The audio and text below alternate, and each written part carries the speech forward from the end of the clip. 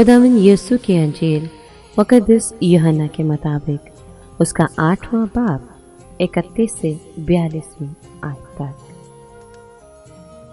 उस वक्त यीशु ने उन यहूदियों से जो उस पर ईमान लाए थे कहा कि अगर तुम मेरी बात पर कायम रहोगे तो तुम दर हकीकत मेरे शागिर्द होगे और सच्चाई को जानोगे और सच्चाई तुमको आज़ाद करेगी।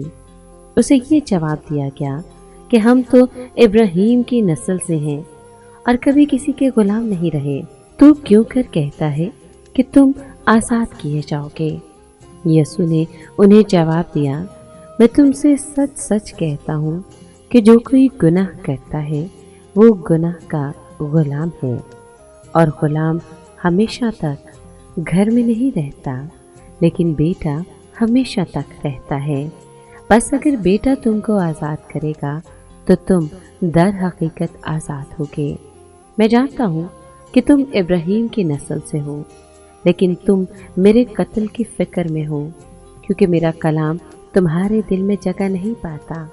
मैंने जो कुछ अपने बाप के यहाँ देखा है वो कहता हूँ, और तुमने जो अपने बाप से सुना है वो करते हो। उन्होंने जवाब में उससे कहा कि हमारा बाप तो इब्राहीम है। यीशु ने उनसे कहा कि अगर तुम इब्राहीम के फर्जंद हो तो इब्राहीम के से काम करो, मगर तुम मुझ जैसे शख्स को कत्ल करना चाहते हो जिसने तुमको वही सच्ची बात बताई जो खुदा से सुनी। इब्राहीम ने तो यूँ नहीं किया था, तुम अपने बाप के काम करते हो।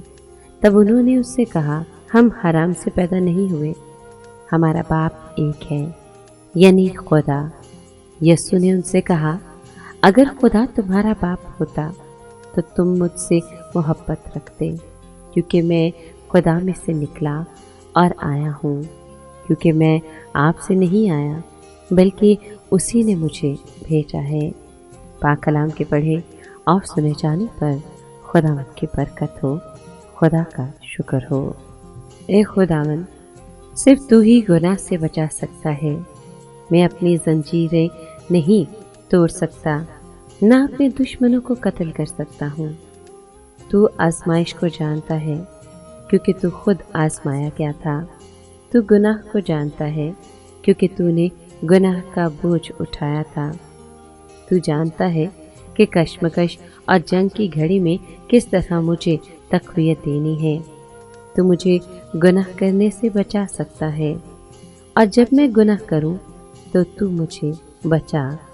तेरे नाम में ये वादा मौजूद है कि तू हमें बचाएगा और बख्श दे कि हम सच्चे दिल से तुझसे मोहब्बत करने वाले बने, ना कि तुझे आजमाने वाले, क्योंकि तू मोहब्बत है और तेरी मोहब्बत में ही रहते हुए हम बेहतर तरीके से अपने आप को खुदावंद की पाशका मनाने के लिए तैयार कर सकें।